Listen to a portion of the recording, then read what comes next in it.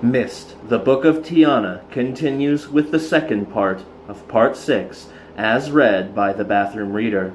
I am covering for the Plurality Report, who is on his way to the island of Sapporo to try their delicious Ichiban noodles. Veovis crouched, tying the neck of the sack, then carried it outside. Lifting the backpack, he slung it over his shoulder, then went along the hallway to the study. All was as he had left it. He glanced about the study, then reached across and slid the catch back on the lamp, dousing the fire marble. Slowly its glow faded. As the room darkened, the brightness of the panel in the linking book seemed to intensify until he seemed to be looking through a tiny window. Reaching out, Veovis covered that brightness with his hand, as if to extinguish it. For a moment the room was dark, then slowly the vivid square of light reappeared through the melting shape of his hand.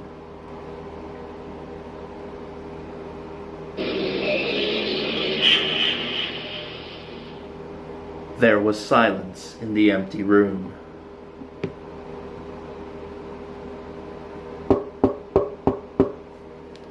Anna stood at the window, looking out at a view that was as strange as any she had ever seen. It was not simply that the sky had a heavy purplish hue, nor that the dark green sea seemed to move slowly, viscously, like oil in a bowl.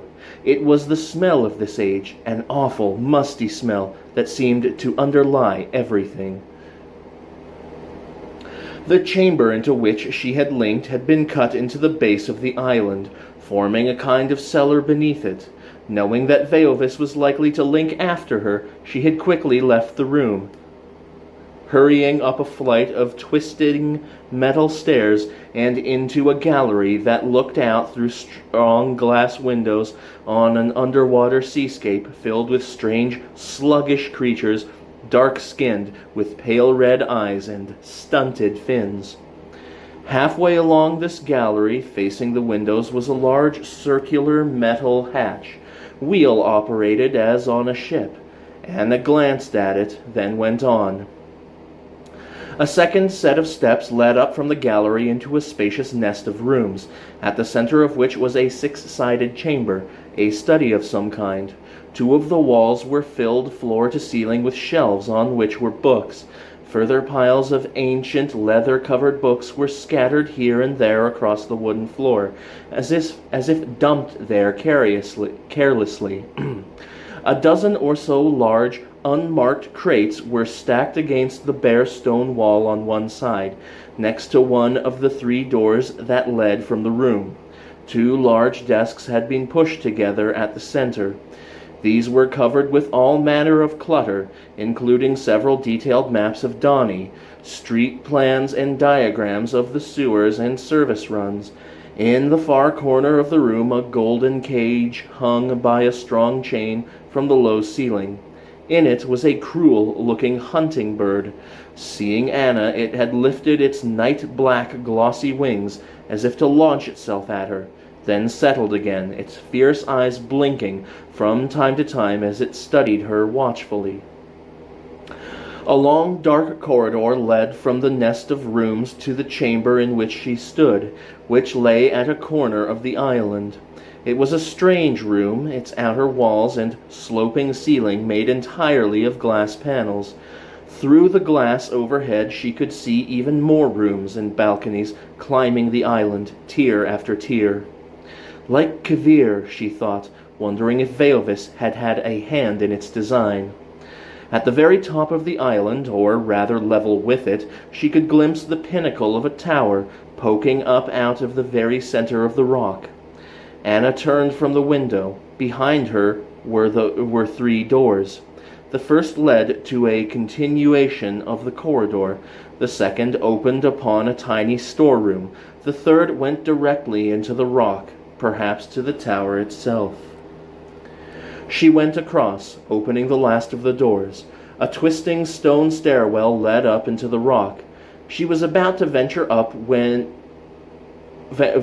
it when there was a noise from the rooms to her right. There was a thud as something heavy was put down, then the unmistakable sound of Veovis whistling to himself. The whistling now grew louder.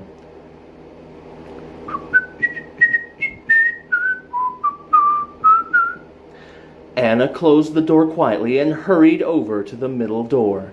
She could explore the stairwell later. Right now it mattered only that Veovis not find her there.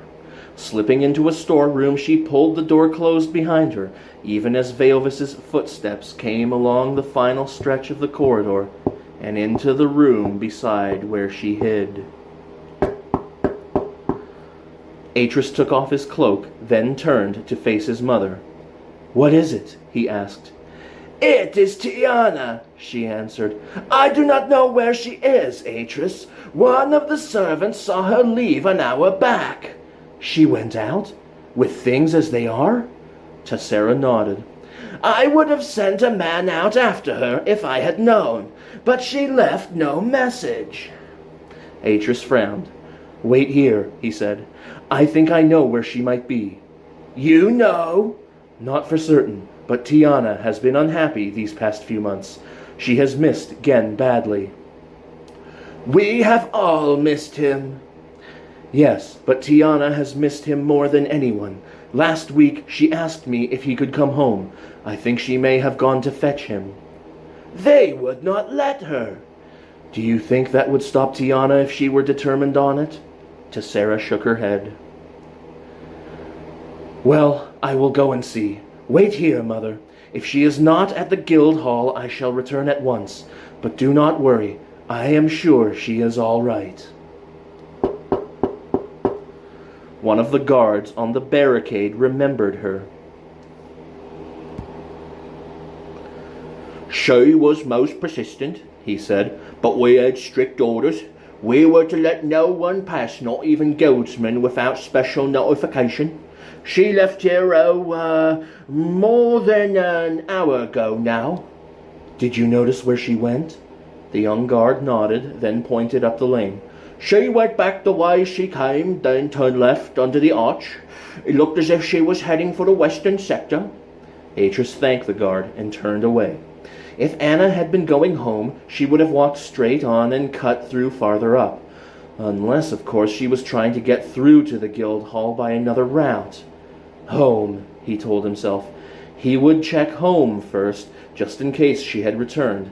Then, if she was not there, he would go to the guild house and ask there. Anna crouched against the wall, trying not to make a sound. Veovis was just beyond the door.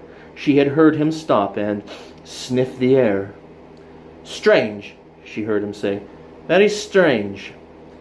She closed her eyes. At any moment he would pull back the door and see her there. And then... His footsteps went on. She heard the door to the corridor creak open, then close. Behind him, his footsteps receding. Anna took a long breath, then pushed the door ajar. The outer room was empty now, filled with the strange mauve light from the sky. She was about to step outside again when she glimpsed, just to her right, 2 shelves cut deep into the wall. She had not noticed them before, but now she stepped across, amazed by what was on them. Books, linking books, dozens of them. She took one down and examined it. Donnie. This linked to Donnie. Quickly she examined another. That too appeared to link to Donnie. One after another she flicked through them. All of them on the top shelf, every last one, seemed to link back to Donnie. Each at a separate location. In a specific room in a guild hall, or in the cellar of a house, in storerooms and servants' quarters. And one, audaciously, directly into the great council chamber of the guild house. So this was how they did it. Veovis was behind the spate of incidents these past few weeks. Veovis, yes, and Agaris. The books on the bottom shelf were blanks, waiting to be used. She counted them. There were 48. Anna stared at them, perplexed. How had they managed to get hold of so many blank books? Had Swarnir provided them? And what of Swarnir? He had disappeared 5 years ago, presumed dead. But was he here too? When she had linked through, she had not been quite sure what she meant to do, to take a peek and then get back. But now that she had seen the books... I have to stop this, she thought. 15 dead. That's what the guard said. And more will die for certain unless I act. Unless I stop this now. But how? Anna stared at the books, then nodded to herself, a plan beginning to form in her head. Veovis stood at the end of the stone jetty, his left hand resting lightly on the plinth as he looked out over the glutinously bright green sea toward a nearby rock that jutted, purest white like an enameled tooth from its surface. A circular platform rested on that rock as if fused onto its jagged crown, its gray-blue surface level with where Veovis stood. Veovis glanced at the timer on his wrist, then slowly turned the dial beneath his fingers clockwise, then counterclockwise, then clockwise again. He waited a moment, listening as the massive cogs fell into place beneath his feet, then pressed down on the dial. Slowly a metal walkway slid from the stone beneath his feet, bridging the narrow channel, linking the jetty to the platform. There was a resounding chunk as it locked in place. Veovis waited, tense now, resisting the temptation to glance at his timer again. Then, shimmering into view, a figure formed in the air above the platform.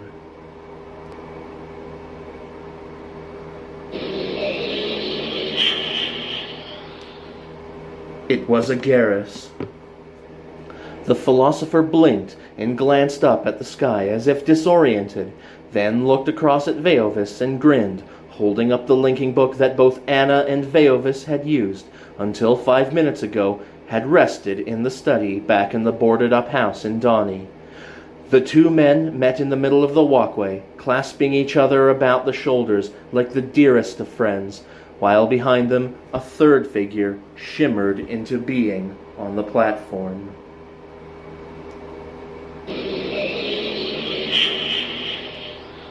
It was Swarnir. High above them from where she stood, at the north window of the tower, Anna looked on, watching the three men greet each other, then turn and walk back along the jetty. Veovis and Agaris side by side, Swarnir following a pace or two behind. She had been thinking all along of the linking book back to Donny, asking herself why they should leave the back door to this age open like that. But now she understood. Agaris had come along behind Veovis and gathered up the book, then used a second linking book, hidden elsewhere, no doubt, to link back to the rock. The walkway had been retracted. If anyone now tried to link through to this age, they would be trapped on the rock, unable to get across to the island. She stepped back, away from the window, then turned, looking about her. The big circular room seemed to be used as a laboratory of some kind. 3 long wooden benches were formed into an H at the center, their surfaces scattered with gleaming brass equipment. Broad shelves on the long, curving walls contained endless glass bottles and stoppered jars of chemicals and powders, and on a separate set of shelves, books. Guild books, she realized, stolen from the libraries of Donny. Anna walked across, picking things up and examining them. Coming to the window on the south side of the room, she looked out. The sea went flat to the horizon, its dark green shading into black, so that at the point where the sea met the pale mauve sky, there seemed to be a gap in reality. Just below the tower, the land dipped steeply away to meet the sea, but in one place it had been built up slightly, so that a buttress of dark, polished rock thrust out into the sea. A kind of tunnel extended a little way from the end of that buttress, at the end of which was a cage, a big, man-sized cage, partly submerged. Looking at it, Anna frowned. She turned, looking back across the room. There was only one doorway into the room, only one stairway down. The strong wooden door had a single bolt, high up, which could be drawn from inside. "Perfect," she said quietly, smiling to herself. "Absolutely perfect." Back inside the study, Veovis shut the door, then walked across. Agaris and Swarnir were already deep in conversation, pointing to locations on the map and debating which to strike at next. Veovis stared at them a moment, then walked around past them and picked up one of the two bags he had brought with him from Donnie. "Here," he said, handing it to Agaris. "I brought you a few things back this time." Agaris looked inside the bag, then laughed. Taking out the cloak, he held it up. It was a guild cloak, edged in the dark red of the Guild of Writers. "To think I once valued this above all else." Agaris shook his head, making a noise of disgust, then threw the cloak about his shoulders, casually preening himself in a mocking fashion, and looking to Veovis as he did. "So how are things in Donnie?" Veovis smiled. "You are right, philosopher. The destruction of the inkworks has unnerved them. Before now they were able to keep things close. Now all of Donnie knows there is a problem." "That may be so," Swarnir said, "but there is another problem. They know that you are no longer on the prison age." Veovis turned to him. "They know?" Swarnir nodded. "I overheard two guards talking. It seems Master Jadaris himself took an expedition in to check that you were still there. Finding you gone, they will know that someone had to have sprung you." He turned to Agaris and grinned. "And they will not have to look far, will they?" Agaris turned back to Veovis, concerned. "Then we must escalate our campaign. Until now, we have had the advantage of surprise, but they will be vigilant from here on. We must identify our prime targets and hit them." "Lord Rahira," Swarnir suggested. "Naturally," Veovis agreed, "but not first. First we deal with my meddlesome friend." "Your friend?" Agaris looked puzzled. "My ex-friend, then. Guildmaster Atris." "Atris?" Swarnir frowned. "But surely we can deal with him later?" "No," Agaris said. "What Veovis suggests makes sense. Cut off the head and the body cannot fight on. And who are the men whom we might call the head of Donnie? Why, the Emergency Council, of course. Atris, Jadaris, Ifjarej, Rahira. These are the four who are really running things right now, and so they must be our primary targets. Thus far, we have unnerved the guilds. Now we must destabilize them." "I agree," Veovis said, "but you will leave Atris to me." Agaris smiled. "If you want him, he is yours, my friend. But make no mistakes. And show no pity. Remember that he showed you none." Veovis nodded. "I will not forget that easily. But come, let us formulate our plans."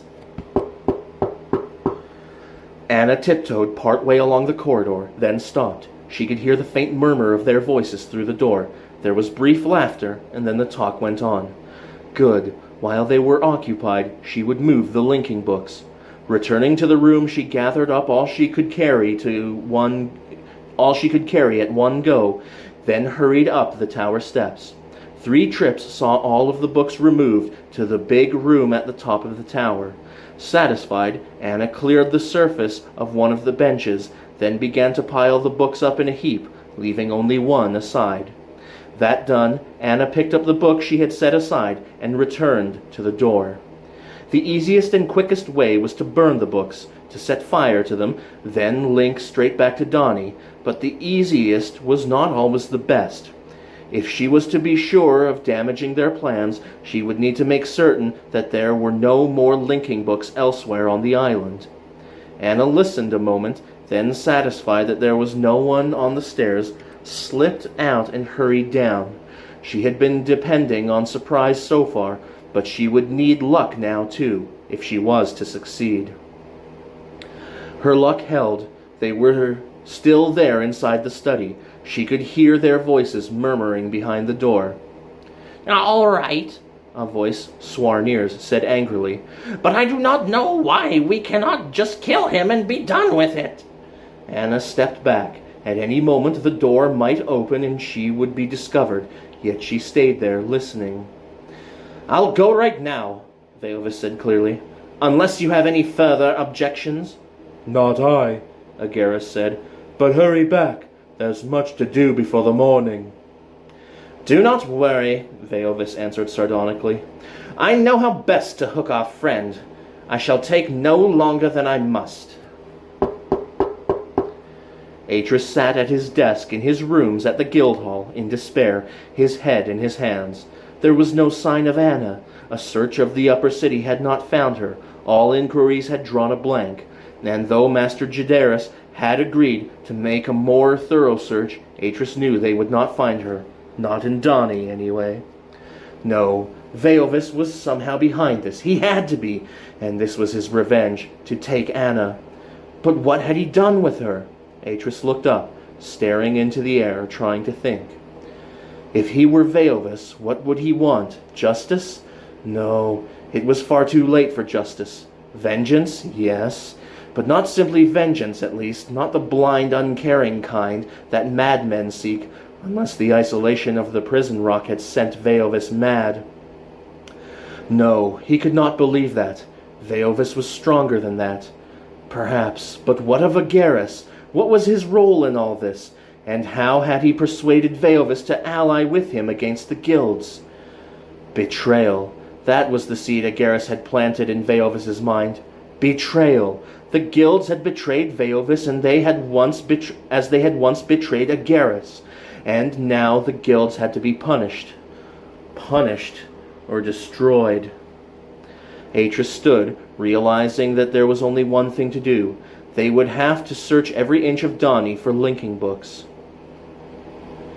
If we can find out where he is linking back to... Atris looked up. Footsteps. There were footsteps farther down the hall. He went out into the hallway. Tiana! Tiana, is that you?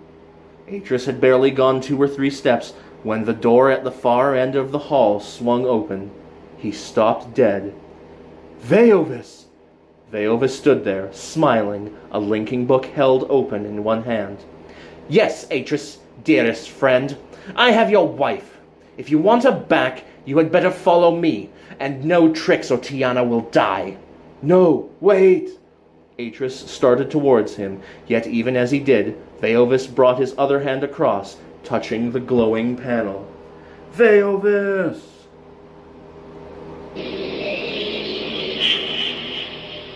The book fell to the floor. So it was true. His darkest thoughts were thus confirmed. Walking across, he bent down and picked up the book. Help. Common sense told him he ought to get help. But what if Veovis meant what he said? Then common sense would kill his beloved wife. No choice, he said as if to excuse himself. Then, sensing that only ill could come of it, he lay his hand upon the panel and linked.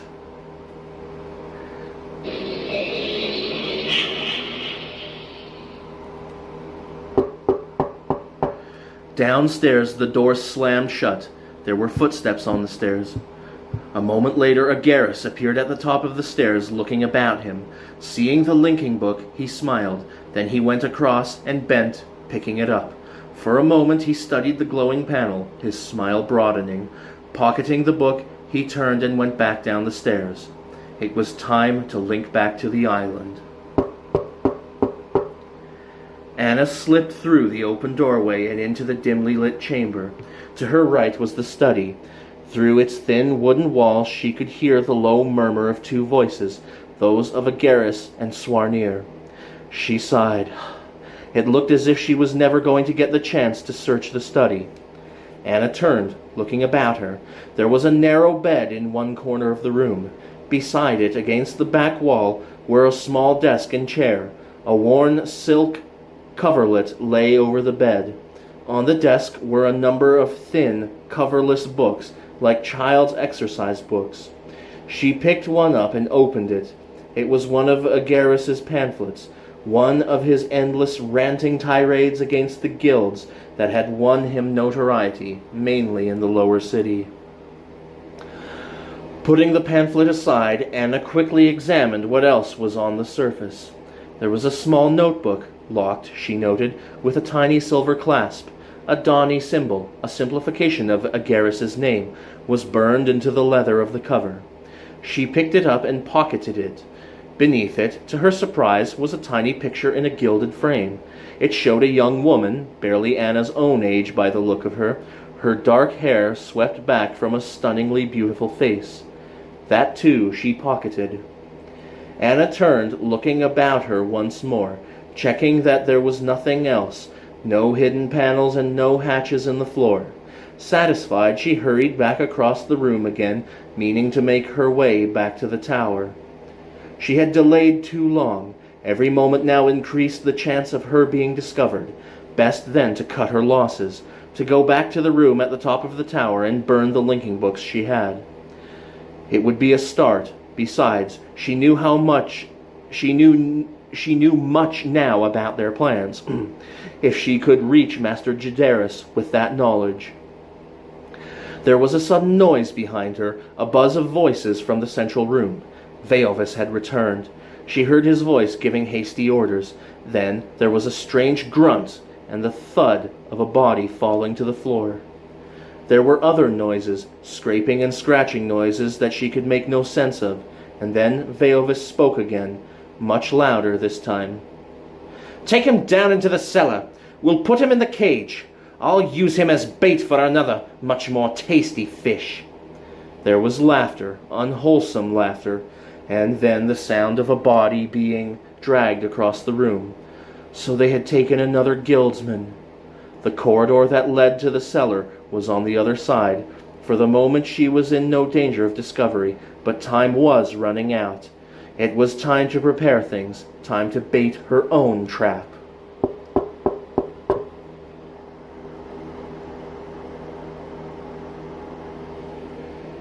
Back in the top room of the tower, Anna began to search the shelves. She knew what she wanted: potassium nitrate, sulfur, carbon, some liquid paraffin, a length of wick, and a tinder box. The bottles were labeled, each with a handwritten Donny symbol, but she glanced at these only to confirm what her eyes already told her. She took the tiny bottles down, one after another, setting them side by side on the worktop, then took a mixing dish and a metal spoon from the side. There were wicks in a drawer, and a polished silver tinder box. "What else?" she asked, her heart pumping quickly in her chest. One bottle, set aside from all the others, on the worktop, had no label. She had noticed it earlier. Its contents were clear, with a faint bluish tinge. Now, curious, she picked it up and unstoppered it, sniffing its contents. Ugh! Sputtering, Anna jerked her head back and replaced the stopper, her eyes watering. It was a horrible, noxious mixture, clearly a sleeping draught of some kind. Even a small sniff of it had taken her breath and made her head go woozy. Anna shivered, then slipped it into her left-hand pocket, knowing that it might have a use. A heavy iron file lay on one of the trays nearby. She took that too, tucking it into her belt. It would be useful to have a weapon of some kind, just in case. Anna returned to the desk and picked up one of the jars, unstoppering it, yet even as she did, she heard noises from below, a single cry and a splash. Hurrying to the south window, she looked out. Far below, at the end of the great stone buttress, the cage was now occupied. A man was struggling, spluttering in the water momentarily. Then he went still, looking about him as if coming to a sudden realization of his fate. As he turned toward her, Anna caught her breath, horrified. It was Atris.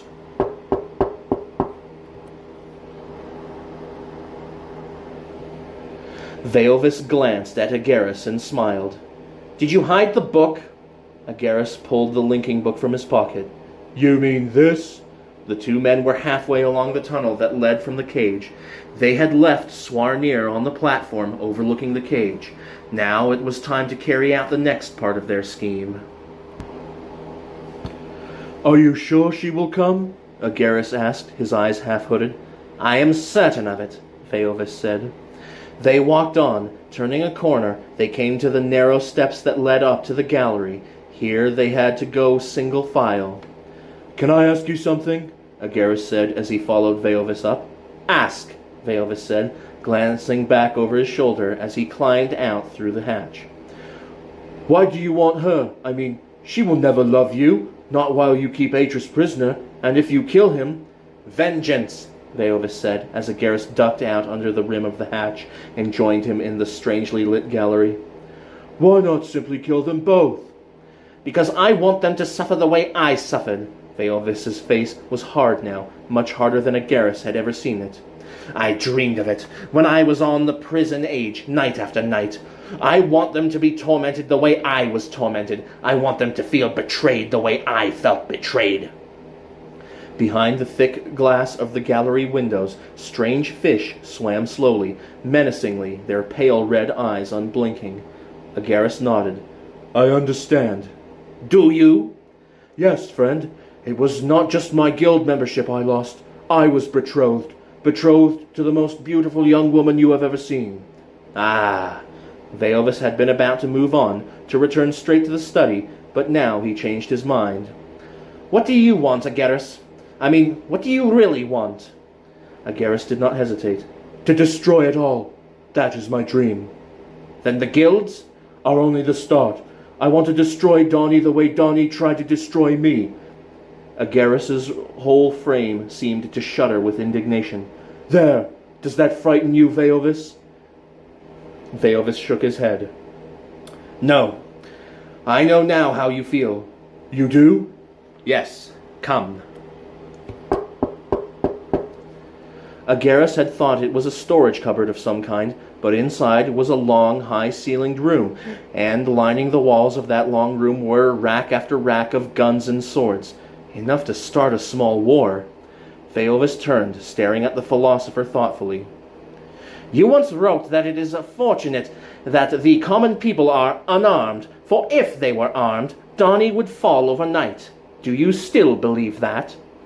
Agaris reached out, taking down one of the swords and examining it. He nodded, impressed. I do, he said finally, looking to Veovis with a smile. Then will this do? Agaris grinned. I see I badly misjudged you, Lord Veovis. Anna stood at the door, listening, then opened it and slipped out into the adjacent room. There were voices coming from just down the corridor. Was there another chamber down there, one she had not noticed? It seemed so. Recessed into the wall, partway along, was a door. It was open the slightest crack, and she could hear Veovis and Agaris talking within. Realizing that she might have only one chance, she hurried past and on into the gallery. To her surprise, the hatch halfway down on her left was wide open. She edged over to it and listened, then peeked her head around. A flight of steps went down. She went inside, hastening down the steps, then stopped. Ahead of her, just around a turn, she could hear Swarnir murmuring something. The bottle containing the sleeping draught was still in her pocket, the iron file in her right hand. Taking a cloth handkerchief from her pocket, Anna wrapped it about her mouth, then took the bottle from her pocket. With more confidence than she felt, she stepped out around the corner. Swarnir was sitting on a platform at the end of the tunnel, overlooking the cage. He had his back to her. Calming herself, she walked on, trying not to make any noise. She was right beneath Swarnir when he turned, realizing that she was there. Yet even as he turned, Anna hit him hard over the head with the file. As he collapsed, she pulled the cloth up over her nose and, unstoppering the bottle, poured its contents over his face. A cloud of thick, white fumes rose from the platform. Anna blinked, her eyes stinging furiously. Then, closing them tight, she edged around Swarnir and climbed up onto the cage, not daring to take a breath. The cage swayed from side to side as she moved around the outside of it, as far as she could get from the stinging white cloud. As the cage steadied, she leaned out and raised the silk, taking in a lungful of air. "Tiana, is that you?" Atris was just beneath her, blinking up at her as if only half conscious. Only his head and shoulders were above the surface of the vile dark green liquid, and she could see that there was a large dark bruise on the side of his forehead. Seeing him thus, Anna winced, her love for him making her forget her own danger. His hands were tightly bound. They had hooked them over the massive padlock to keep him from sinking down into the water. It was cruel, but it had also probably saved his life. "It's all right, my love," she said gently. "I'll get you out, but you must be quiet. We must not alert the others." "I was stupid," he said, his eyes flickering closed, as if he could not keep them open. His voice was faint and fading. "Veovis said he had you prisoner. I should have known. I should have brought help." "No," Anna said, pained by the way he blamed himself for this. She took the file from her waist and, leaning across, began to try to force the lock. "You did what you thought best." Atris coughed. Some of the sleeping gas was now drifting across from the tunnel. Anna could sense its stinging presence in the air. She grimaced and then leaned back on the file once more, heaving at it, trying to force the lock, but it would not budge. She needed a longer piece of metal, something with more leverage. A sudden gust of wind, coming in off the surface of the sea, swept back the drift of the noxious white gas. "Atris!" she said, reaching through the bars, trying to touch his brow, her fingers brushing air. "Atris! I shall not be long, I promise! I'll come back for you! Hold on!" But he could not hear her. His eyes were closed, and whether it was the gas or whether he had slumped back into unconsciousness, she could not tell. Time was against her now. Taking a huge gulp of air, she pulled the cloth down over her mouth again, then turned and, scrambling back around the cage, ducked back inside the tunnel, her eyes tightly shut as she stumbled through the choking whiteness. Veovis was sitting at a table at the end of the armory, fitting together an incendiary device. 5 completed bombs lay in a row just by his elbow, long red tubes with bulbous silver ends filled with explosive chemicals. Nearby, Agaris was still working his way through the racks, looking for the ideal weapon for himself. "We should only use guns when we need to," Veovis said, looking up at him. "For what we plan, a poison dart is best." "And the incendiaries?" Agaris looked down the barrel of a hunting gun at Veovis, then set the gun aside. "I would have thought they would notice one of those going off." Veovis continued to fit the device together. "These are not for use as weapons, my friend. These are to destroy the linking books after we have used them." Agaris stared at him. "And the hidden linking books? The ones we already have in place? Did I take those risks for nothing, Veovis?" "No, but it might be difficult to use them, now that the guilds are more vigilant. Besides, we have a whole store of books we can use. If time were less pressing, I would be less profligate, but as things are—" Agaris nodded. "You are quite right, and it will, at least, allow us to slip in and slip out at will." His eyes gleamed. "Think of it, Veovis. They will not know what has hit them." Veovis smiled and nodded, then set the 6th bomb aside next to the others. "We shall be like the shadows," he said, reaching out to take another of the incomplete incendiaries from the rack by his feet. As he set it down on the desk, he glanced across at Agaris again. "Bring the map from the study. We can discuss things while we work." As Agaris stepped into the room, he saw her, Tiana, Atris's wife. She was at the center of the room, beside the table, hunched forward slightly, her back to him. She was very still, as if concentrating on something, reading perhaps, or studying something. "The map of Dani." Smiling, Agaris drew his dagger and tiptoed across until he was no more than a couple of feet from her. "Do not move, Tiana," he said, a quiet menace in his voice. "I have a knife, and I will not hesitate to use it." She froze. Her shoulders tensed. Turn slowly, he said. Very slowly. Make no sudden movements. She began to turn, slowly at first, very slowly. Then, in a sudden rush, her arms came up. And something else. Something heavy and black that seemed to expand into his face, screeching as it did, its sharp claws digging in deeply. Veovis stood, turning toward the door. The first scream had made him drop the incendiary. The second startled him into action. He ran out of the room along the corridor, bursting through the first room and into the study. The screaming was louder here, mixed with the bird's high, screeching call. Agaris was on the far side of the room, struggling to fend off the ferocious assault of the bird. Blood ran down his face and upper arms. Nearby the golden cage lay on the floor. The chain snapped, the door forced open. "Intruders!" Help me! Agaris pleaded, putting an arm out towards Veovis. In the Maker's name, help me! Veovis stared at his ally a moment, then, drawing the old long-barreled gun from his belt, crossed the room quickly, ignoring Agaris, and vanishing through the far door, heading for the far room and the corridor beyond. Anna slammed the door behind her, then reached up and slipped the bolt into place. Hurrying over to the bench, she took the stoppers from bottles and jars, then began to pour things into various containers. She could hear Agaris's screams, even where she was, through the thickness of the stone and wood, and knew that Veovis would be coming after her. Taking her concoction, Anna poured some of the clear, thick liquid over the door, soaking the wood with it, then laid a trail of it across to the far side of the room, where the linking books were piled up. That done, she put the bowl aside and went back to the door, sliding the bolt back once again and pulling the door slightly ajar. She could hear footsteps now, hurrying up the twist of steps. Anna scrambled back across the room, setting the linking book she was to use to return to Donnie down on the desk to one side, open to the descriptive panel.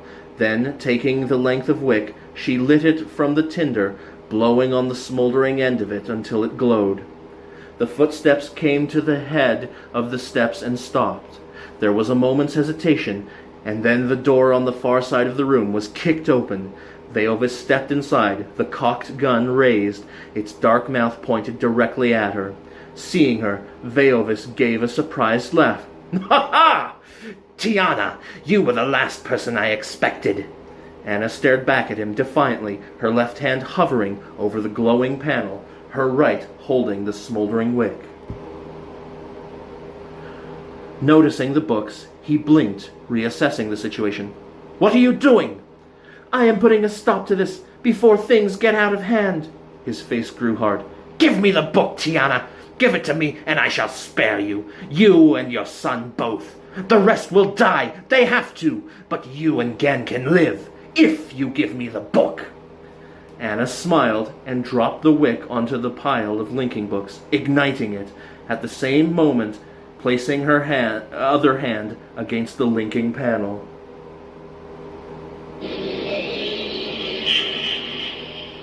As the books went up in a great rush of flame, Veovis roared and pulled the trigger. The sound of the detonation filled the room as the bullet hurtled toward her disappearing shape. At the same moment, the trail of liquid chemicals flared, the flame running along it like a trail of magma searing through the rock. There was a great hiss, and then the door behind Veovis exploded into flame, throwing him forward, his hair and cloak on fire. But Anna did not see it. Anna had already gone. The great chamber was almost dark. Only at its very center, where the 5 great thrones were, was there a small pool of light, where a single flame flickered between the pillars. Beneath its scant illumination, the 5 great lords of Donnie sat, their ancient faces etched with deep concern. "We must search the city from end to end," Rahira said, echoing what Master Jadaris had said to him not an hour before. "Every room and every drawer of every desk. We must find these linking books and destroy them, else no one here is safe." Is it possible? Another of them asked. Have we the time or the numbers to make such a search? No, Rahira admitted. Yet we must make the attempt. Unless we do... He stopped dead, staring in astonishment as a figure materialized in the space before the thrones.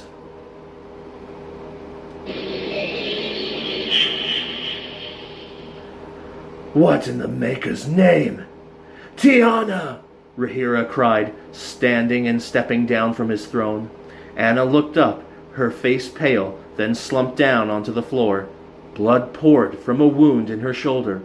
Bring help! Rahira cried, speaking to one of the guards who stood in the shadow surrounding them. Quick now, guildsman! Tiana is badly hurt! Yet even as he stooped to try to help her, another figure shimmered into being right beside her.